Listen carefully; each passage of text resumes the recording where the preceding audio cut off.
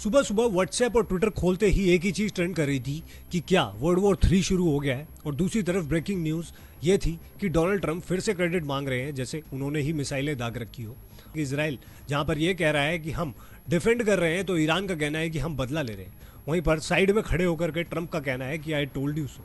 अब सवाल ये नहीं है कि वर्ल्ड वॉर 3 शुरू हो गया या फिर नहीं, लेकिन सवाल यह है कि इस जियोपॉलिटिकल नेटफ्लिक्स ड्रामा का अगला सीजन कितना ज़्यादा विनाशकारी हो सकता है।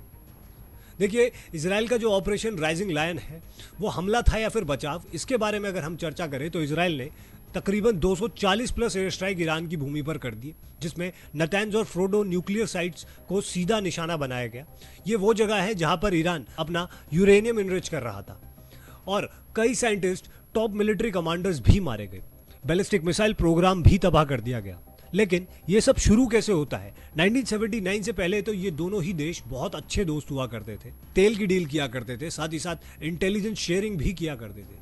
लेकिन सब कुछ तब बदल गया जब ईरान के अंदर 1979 के बाद इस्लामिक क्रांति आती है और कहावत बनती है कि दोस्ती से ज्यादा जो है दुश्मनी गहरी होती है। और इसके बाद ईरान ने ऑफिशियली इजराइल को इस्लाम का विरोधी घोषित कर दिया और अपने जुम्मे की नमाज में इजराइल की तबाही जो है वो अपने रूटीन में ऐड कर ली। वहीं पर इस सब के चलते हुए भी ट्रंप का बोलना है कि ये मेरी बनाई हुई मिडिल ईस्ट पॉलिसी का नतीजा है, और पेंटागन भी कंफ्यूज हो चुका है कि भैया ये तुम्हारा प्लान था या फिर एक प्रैंक था। लेकिन मजाक से हटकर अगर सोचा जाए तो ईरान का जो जवाब है वो बिल्कुल क्लियर है कि ये तो सिर्फ एक ट्रेलर था। तेहरान से जवाबी हमला जो हुआ उसमें 50 प्लस मिसाइलें जो है तेल अवीव, हाइफा और अशदोद पर दागी गई। वहीं पर इजराइल का जो आयरन डोम था वो काम तो आया, लेकिन 10 से 12 मिसाइलें फिर भी इम्पैक्ट कर ही गई। और ईरान का हम बदला लेंगे वाला बयान जो है वो रियलिटी बन चुका है। अब इस पर रशिया का कहना है कि इजराइल ही दोषी है, तो वहीं पर चाइना जो है वो शांति बनाए रखने की अपील करता है, लेकिन अंदर ही अंदर जो है तेल के रेट गिन रहा है। और अमेरिका जो है वो कहता है कि we stand with Israel.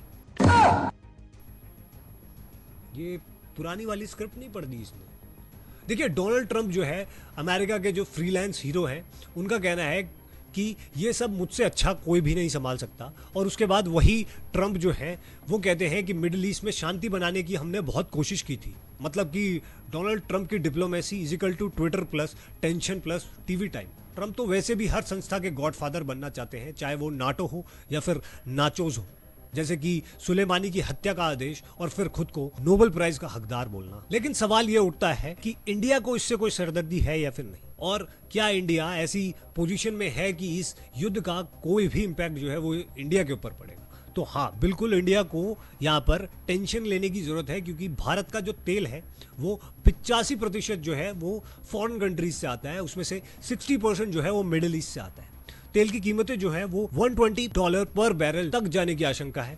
Inflation, rupee pressure और ईएमआई जो है वो महंगी हो जाएगी, और रुपया जो है वो इतनी तेजी से नीचे गिरेगा जितनी तेजी से ऑपरेशन सिंदूर में पाकिस्तान के एयरक्राफ्ट नीचे गिर रहे थे। क्योंकि इजराइल जो है वो डिफेंस स्ट्रेटेजिक पार्टनर है इंडिया का, तो वहीं पर जो है ईरान है, क्रूड ऑयल जो है वो सप्लायर है इंडिया का। जब आप दोनों पक्षों के दोस्त हो तो क्रिकेट वाला न्यूट्रल अंपायर बनना ही सबसे बेस्ट ऑप्शन हो जाता है। अब होगा ये कि ग्लोबल अलाई बनेगी और 5G की तरह विश्व में बंटवारा होगा। यानी कि अमेरिका को अगर देखें तो इजराइल के साथ है, मोसाद और CIA मिलकर डेटा शेयर कर रहे हैं, तो वहीं पर जो रशिया है वो ईरान को हथियार सप्लाई करता आया है और अब और भी ज़्यादा खुलेआम करेगा।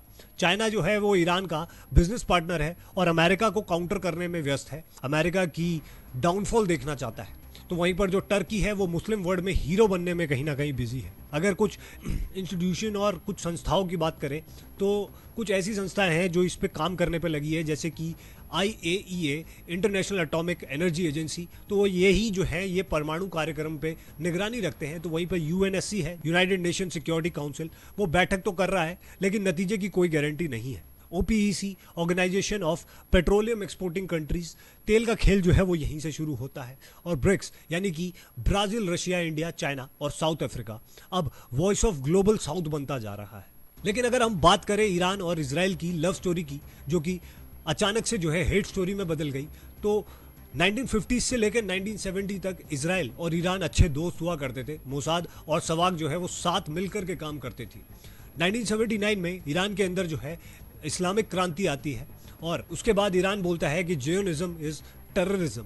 1990s में ईरान ने हिजबुल्ला और हमास को फंड करना शुरू कर दिया और 2006 से लेकर के 2023 तक इजराइल ने कई बार सीरिया में ईरानी बेसिस पर हमला किया। पहले जो 7 लड़कियां छेड़ा करते थे वो अब एक दूसरे पर मिसाइलें दाग रहे हैं। तो भैया सवाल यहाँ पर यह उठता है कि भारत को ऐसे में क्या करना चाहिए। तो मेरे हिसाब से भारत को यहाँ पर न्यूट्रल बट नॉट साइलेंट वाली पॉलिसी अपनानी चाहिए, यानी कि दोनों देशों से इजराइल और ईरान से जो है संपर्क बनाए रखना चाहिए और मीडिएटर की भूमिका निभानी चाहिए। यूएई, सऊदी और वेनेजुएला के साथ अल्टरनेटिव ऑयल पाइपलाइन पर फोकस करना चाहिए और यूएन में मजबूत बयानबाजी लेकिन शांति का समर्थन करना चाहिए। S-400, राफेल और इंडिजिनियस प्रोग्राम पर अपना ध्यान बढ़ाना चाहिए। चाहे तेल का भाव हो या फिर ट्रंप की भावनाएं, हमें अपने LPG, EMI और GDP तीनों को बचाए रखना है और अमेरिका को समझाना है कि वर्ल्ड पीस का मतलब सिर्फ अमेरिका फर्स्ट नहीं होता। तो इस मुद्दे पर आप लोगों की क्या राय है, कमेंट सेक्शन में जरूर बताइएगा।